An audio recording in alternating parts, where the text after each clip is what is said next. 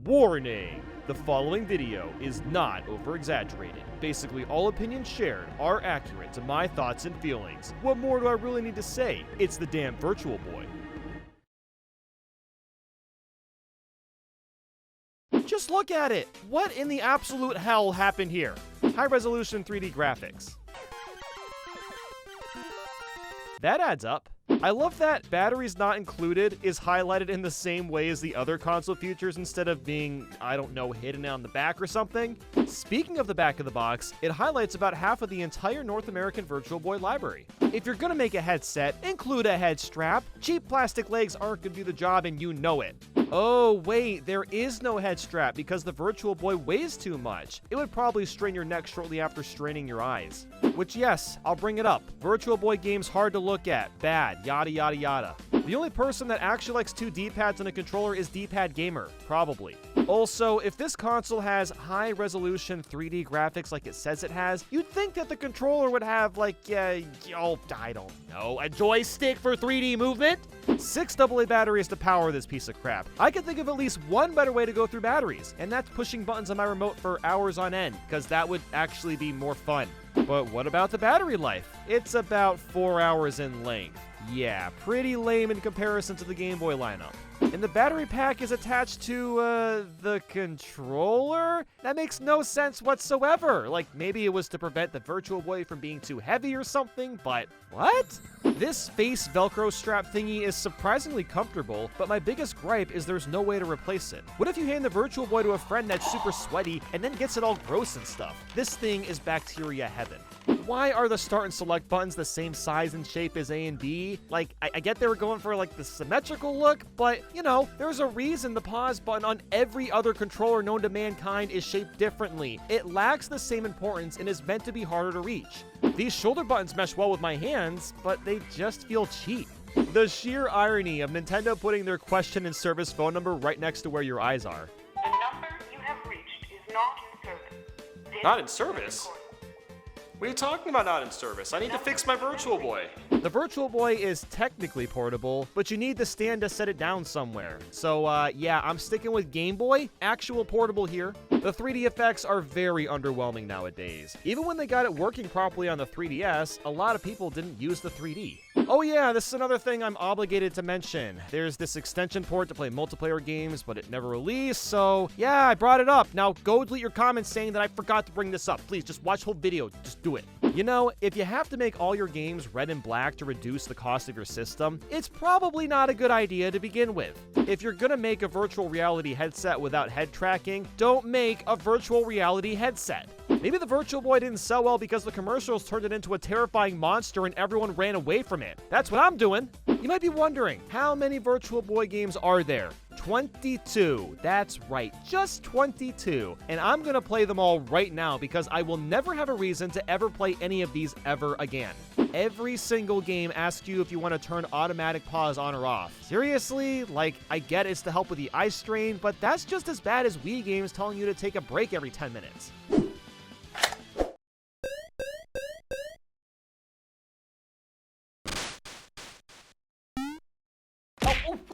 For Mario's first tennis game, it's ridiculously bare bones. It's just tennis with Mario sprites. So I'm gonna make this point for a lot of Virtual Boy games, but this does not scream virtual reality. Mario's Tennis could run on Super Nintendo. Luigi vs. Princess isn't centered properly, and it's bothering me a lot.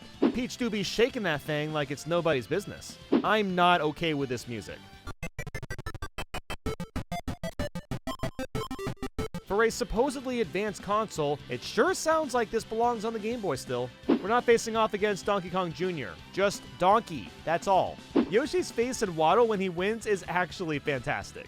Why is Koopa so terrifying? The character select screen doesn't scroll on both sides, so if I want to go right, then I have to go from the left side all the way to the right side and vice versa.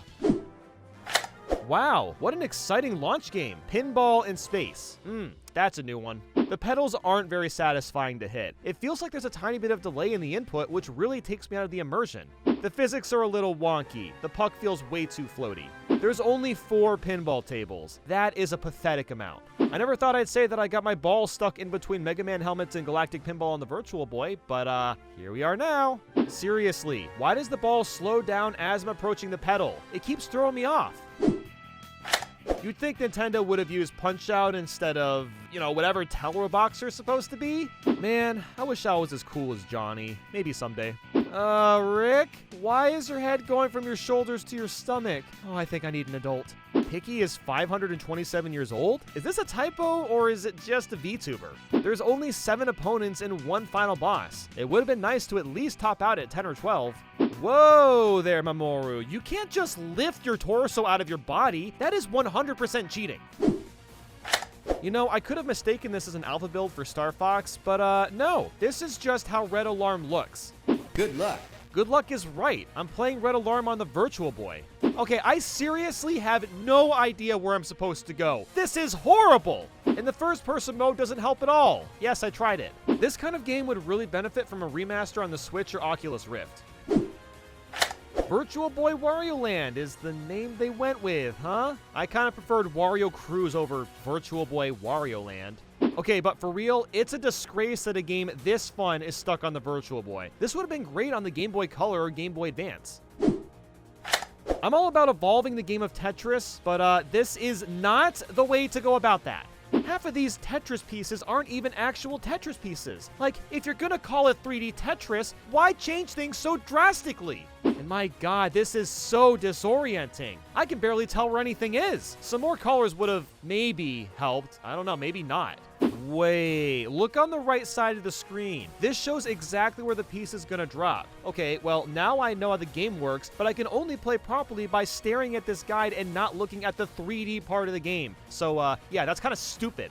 Why does every puzzle piece on this menu looks like it wants to kill me?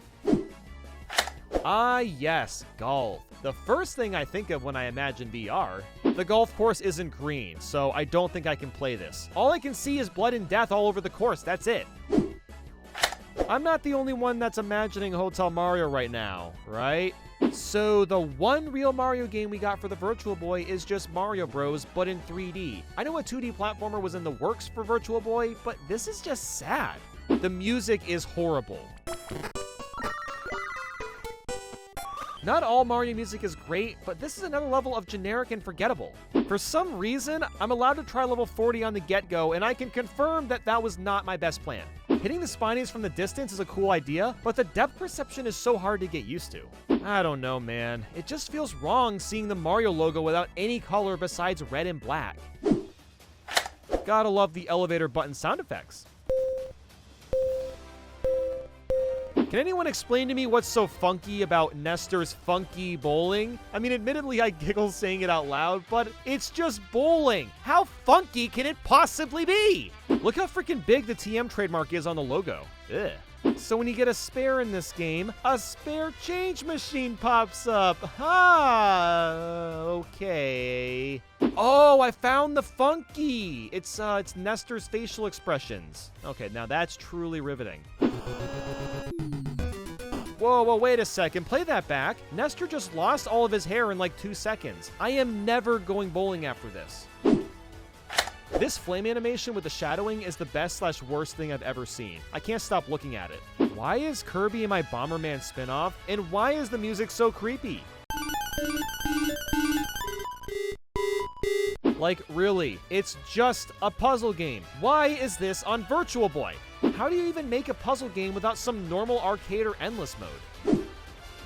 So the virtual reality gimmick for Vertical Force is that you can move your ship up and down. Yeah, it's basically the same concept as Xevious with dropping bombs on the ground, but whatever works. Anyone else think that our ship is way too big? God, it's so hard to tell what you can hit from the top and bottom layers. Also, the laser power-up sucks. Don't grab this one. Just in case you ever play this game. Yeah.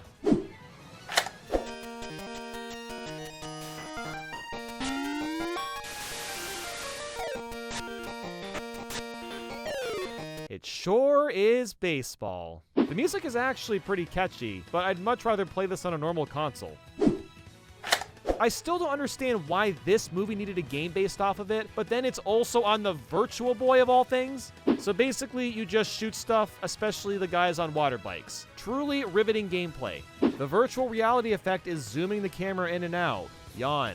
Waterworld isn't even that bad as some people say it is, it's just really boring. I know I sound like a broken record, but this is another game that would have made more sense on a normal Game Boy. It's actually really fun. I just hate that I have to play it in 2 colors. A password system in the year 1995.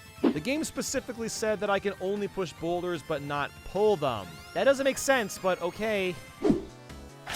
Yes, I'm even playing the Japanese exclusive games. Have mercy on my soul. There's not even a menu for Virtual Lab. You just jump into the game. Oh my god, I am low-key crushing on this anime girl. This is not okay. This is Virtual Boy. I can't be doing this! When you pause the game, it says, take a rest. Okay, I guess I'll take a rest. Good night. Moving around is not only laggy, but the pieces move way too fast. How do you mess up the controls for a puzzle game? So I hate fishing games on a normal scale. How bad could this possibly be? Am I fishing in the water or magma? Only 22 Virtual Boy games, and 2 of them just had to be bowling. What is this sound design? Why is this like the nicest pause screen of all time? It's probably the best looking Virtual Boy pause screen. Out of the 3 musics, none of them are the classic Tetris theme. Although Music C is pretty catchy. I know Tetris was still newish back then, but I can't even hard drop. A horror game on the Virtual Boy is extremely ambitious, and while it's impressive for the time, there is nothing scary about it. Good luck getting to the true ending, by the way. You have to play the game without using a password, without dying even once, and you gotta do it really fast. All I can think of right now is Super Glove Ball in the NES. Look, I got nothing else, fellas. There is nothing interesting about this game. I'm sorry, just nothing. I'm not even gonna pretend to understand how SD Gundam Dimension War works, so yeah, 1 more game to go. Ah yes, Space Invaders. Finally, I can play this one in true virtual reality. The 3D Space Invaders is literally just Space Invaders at an awkward angle. Yep, I just played all 22 Virtual Boy games, and you want to know what? I actually liked a few of them. Wario Land, Jack Bros, Telroboxer, Innsmouth would all actually be kind of cool to see remastered in the modern era, but this is the Virtual Boy, and it will continue to fade into obscurity until our own sun will turn red in 5 billion years. But anyway, thanks for watching.